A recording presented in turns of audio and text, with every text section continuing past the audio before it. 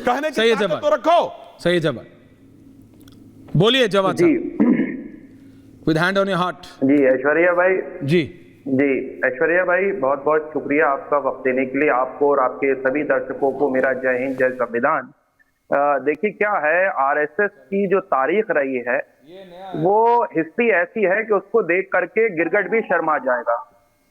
और गिरगिट भी इतने रंग नहीं बदलता होगा जितना संघ परिवार के लोग, भारतीय जनता पार्टी या वीएचपी बजरंग दल के लोग बदलते होंगे। इससे ज्यादा कोई नहीं बदलता होगा। और आज बड़ी हैरत की बात हुई, देखिए एमआईएम के यहाँ पर नेता बैठे और अंग्रेज साहब, जवाब साहब उन्होंने आरएसएस के दिए हुए स्टेटमेंट का समर्थन करा है। और इसीलिए बार बार ऐसे ही नहीं कहा जाता है कि क्या कोई संबंध तो नहीं है एमआईएम का। और एमआईएम के आज एक बड़े नेता ने आरएसएस का समर्थन करा है। ये बहुत बड़ी बात है, इसको भी नोट करा जाए और इसको देखा भी जाए कि किस तरीके से आरएसएस का समर्थन जो है वो एमआईएम के नेता कर रहे हैं। आज मुझे बड़ी हैरत हुई। दूसरी सबसे बड़ी बात, रंगरेज जी बता दूं, जो आरएसएस का इतिहास है 100 साल पुराना, वो इतिहास जो है वो कंफ्यूजन का है और बार बार अपना स्टैंड बदलने का है। जैसे उदाहरण के तौर पे आरएसएस ने सबसे पहले 370 का समर्थन करा, श्यामा प्रसाद मुखर्जी ने समर्थन करा, और उसके बाद अपना जो है बाद में स्टैंड जो है वो चेंज कर दिया। मैं तारीखी बात कर रहा हूं, अगर गलत होगा तो आप मेरी बात को जो है बाद में काउंटर कर। फिर दूसरी बात देखिएगा, आज 370 के विरोध में, और 370 खत्म हुई, 35A का पहले समर्थन करते थे। फिर इनकी आइडियोलॉजी थी कि तिरंगे का विरोध करना है। 53 साल तक तिरंगे का विरोध करा और उसके बाद फिर स्टैंड चेंज कर दिया कि नहीं, तिरंगे का समर्थन करना। फिर इस देश के संविधान का विरोध लगातार करा, बाबा साहब भीमराव अंबेडकर का विरोध लगातार करा। इनका ऑडियो ठीक कराइए जवाब साहब का। लेकिन अंग्रेजी में बस ये नहीं समझ पाया, आपने वो पॉइंट सुना जवाब साहब का जो उन्होंने कहा, me in the middle both the guest on the side, कि ये एआईएमआईएम आरएसएस का समर्थन, ये क्या एंगल आया नया? देखिए मैंने कोई समर्थन नहीं किया, मैंने एक बात किया तो आपने अभी जिस तरीके से प्लेबैक करूं क्या? आज नहीं मैंने मैंने समर्थन नहीं है। मैंने कहा उन्होंने एक अच्छा बयान दिया है, मैंने ये कहा है। और बयानबाजी तो वो अधिकतर करते रहते हैं। उन्होंने ये भी कहा था कि मुसलमानों का, हिंदुओं का डीएनए भी एक है। टिकट कट चुकी है बेचारे, आप पता नहीं क्या क्या बोल रहे हैं। अरे सर आपकी टिकट कट चुकी है, आप चिंता मत करो, आपकी टिकट कट चुकी है। अरे क्या हो गया, बयान दे दिया वो तो निकल गया मुंह से। ऐश्वर्या जी गलत बात है। तो आपने ये जो लोग कहते हैं, अरे मैं आप ही से, तो आप ही को तो रख, आपने ही तो कहा ना सपोर्ट करा। अच्छा ठीक है, ठीक है, उनका जवाब ले बोलिए। इस प्रकार का बयान आना चाहिए। बोलिए रंगरेज, आप इनडायरेक्टली ठीक है। अच्छा ओके, अच्छा बोलिए। मोहन भागवत जी ने 2000, देखिए सुनिए, मोहन भागवत जी ने 2022 में एक बयान दिया था कि मंदिरों के नीचे मंदिर को तराशना बंद कर देना चाहिए।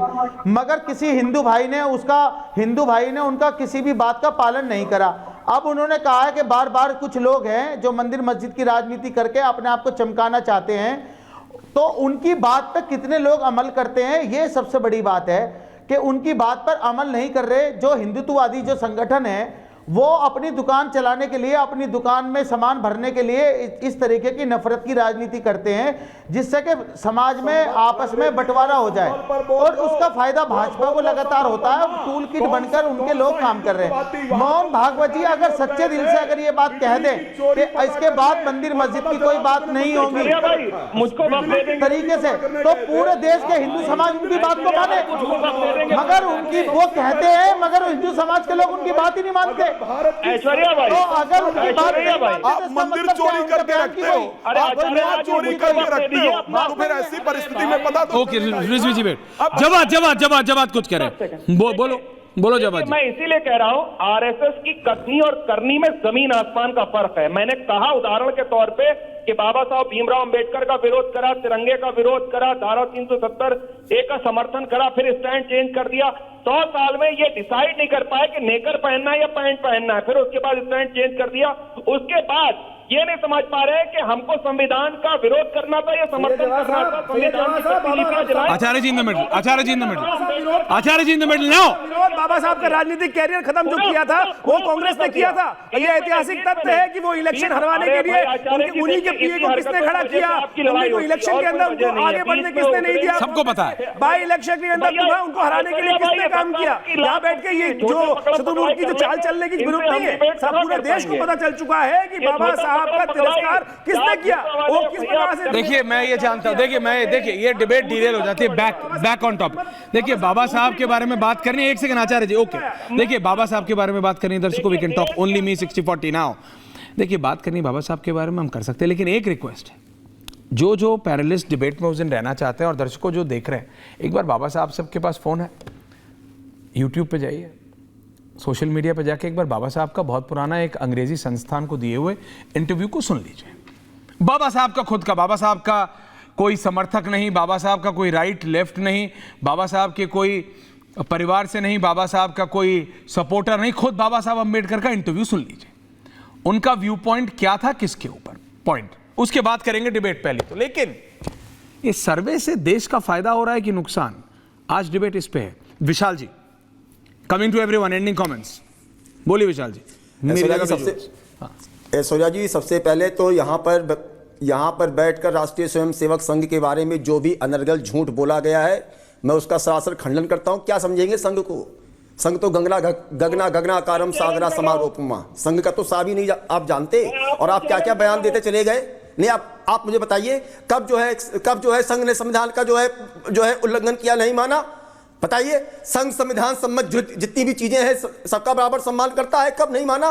कब संघ ने जो है 370 का जो है समर्थन किया? क्या बैठकर यहाँ पर कुछ भी मतलब अनाप शनाप, अरे राष्ट्रीय चैनल पर बैठे हैं, कुछ तो ऐसा बोलिए कि जो सही हो।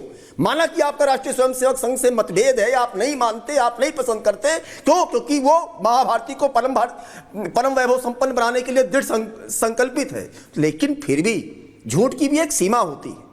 मैं आपका विक्षोभ समझ सकता हूं, लेकिन इस प्रकार से झूठ मत बोलिए, यहां पर झूठ मत परोसिए। रिजवी साहब, ठीक है, ये जो कह रहे हैं हमारे विशाल जी, तो चलिए हम कुछ नहीं कह रहे हैं, हम तो ये कह रहे हैं कि चलिए कुछ नहीं कह रहे हैं, जाओ आगे। डॉक्टर मोहन भागवत जी ने जो बात कही है उस पे आप लोग अमल कर लीजिए, उस पे आप आगे बढ़ जाइए और छोड़ दीजिए पीछे फ्यूचर की बात कीजिए। चलिए आइए, हम सब साथ हैं। एक सेकंड आचार्य, आ रहा हूं आचार्य, बीच में बातों को भी मान लीजिए। ओके, आप भी उनकी बातों को मान लीजिए कि हमने शासन किया है तो हमारी ही बात सही रहेगी। ओके विशाल जी, मोहन भागवत जी ने जो कहा, देश संविधान से चलेगा और संविधान को पक्ष में रखते हुए, संविधान का समर्थन करते हुए हम कोर्ट से मांग करेंगे कि हमारी कितनी मंदिरों को चोरी करके रखा गया है, कितनी पर इंट्रॉचमेंट करके रखा गया है, कितनी को जबरदस्ती कब्जा करके रखा गया है। संविधान के तहत, पत्थर के तहत नहीं, ये ध्यान रखिएगा, हम पत्थर लेकर हमला नहीं करेंगे सरकारी संस्थाओं पर। बाकायदा सुन लीजिए, अब फिर यही इसीलिए कह रहा था, इसीलिए तमाचा कह रहा था, इसीलिए कह रहा था, इसीलिए तमाचा कह रहा था कि आज भी संवैधानिक तरीके से हिंदुओं को मिला, उसको लेकर के आज रोते हो। संवैधानिक तरीके से जीत कर लिया, सुप्रीम कोर्ट ने क्या जवाब दिया, रोते हो। मोहन भागवत जी का दिल देखो, कितना बड़ा दिल दे करके उन्होंने कहा कि यस, आप लोगों ने कब्जा किया था, लेकिन फिर भी हम देश में शांति चाहते हैं और हम नहीं चाहते कि बार बार दिल्ली की समझ में आया। तो यही इसीलिए तमाचा कहा था, जो आप कहते हैं ना, आपको बता रहा हूं, तमाचा कहा। और डॉक्टर मोहन भागवत जी ने माना जितनी जो आप लोग कर रहे हो ये ठीक नहीं है। राजनीति न करो, राजनीति करो विकास पे, राजनीति करो रोजगार पे। जवाब